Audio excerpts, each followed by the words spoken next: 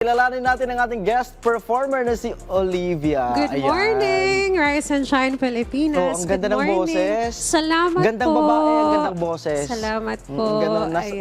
Nasa iyo na po ang lahat. Ay, grabe. Pero Ano ba? mapanakit yung kanta mo kanina. Sobra nasaktan Muntik ka lang ba? umiyak si Meiji actually kanina. Oo. Sana walang nasaktan Oo. habang nag Meron eh, nanonood. bukol na nga eh. Hindi, kwentuhan mo muna kami sa yung singing journey. Paano nagsimula?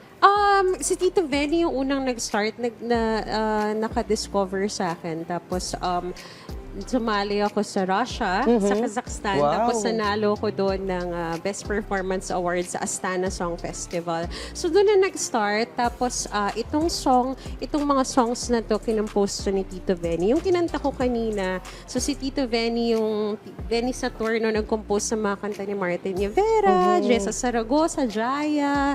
So, I'm very happy na I was given and I was, na-interest ako ng mga kanta na yon to be able to sing it and share it. Of course, ngayon po available siya sa Spotify, iTunes, Amazon.com, lahat ng digital streaming. So, pwede nyo po yan i-download. Ayan, Olivia. So, yung kaninang kinanta ko, ba't naman ganyan? So, original po yan lahat. So, sana maka-download po kayo. Ayan, download natin yan. Pero maliban sa pagkanta mo, ano-ano pa ba yung pinagkakaabalahan mo? Ngayon po, meron akong clinic. So, Vena Beauty and Wellness sa Project 4. Ayan, kung gusto nyo magpapaganda kayo sa 305 JP Rizal Project 4, ayan, may clinic din po Nag-aayos ako. ng mukha? Yes. Pwede pa ba itong paayos ng mukha ko? Kaya pa to? Gwapo na O dasal na Hindi na lang? kailangan ayusin. Gwapo na. So, pwede na. Ayun. Anyway, sige, wag na natin bitinin yung ating mga ka-RSP. Pakinggan na natin ang hinandang performance ng ating guest performer na si Olivia. Thank you so much.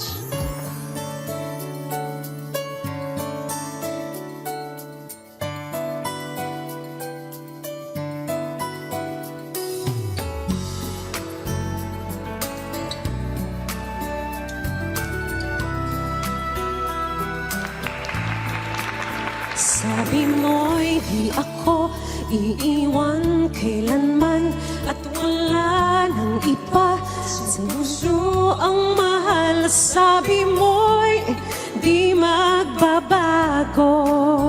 Ba't ganyan ang puso mo?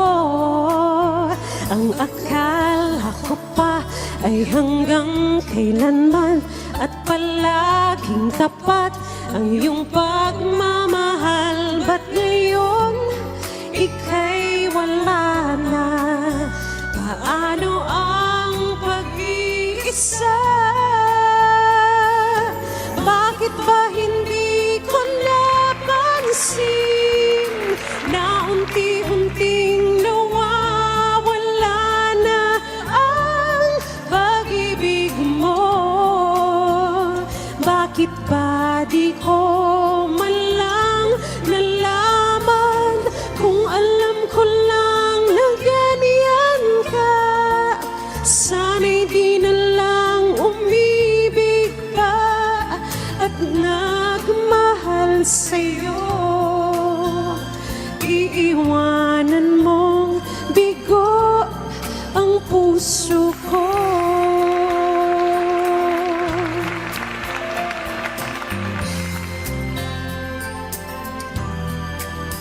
Ang akala ko pa ay hanggang kailanman at palaging tapat ang iyong pagmamahal. Ba't ngayon ika'y wala na? Paano ang pag-iisa? Bakit ba hindi ko napansin na unti-unting nawawala na ang pag-ibig mo? Bakit ba di ko man lang nalaman kung alam ko lang na ganyan ka?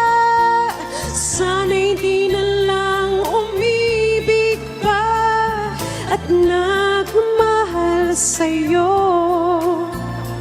Iiwanan mong bigo ang puso ko.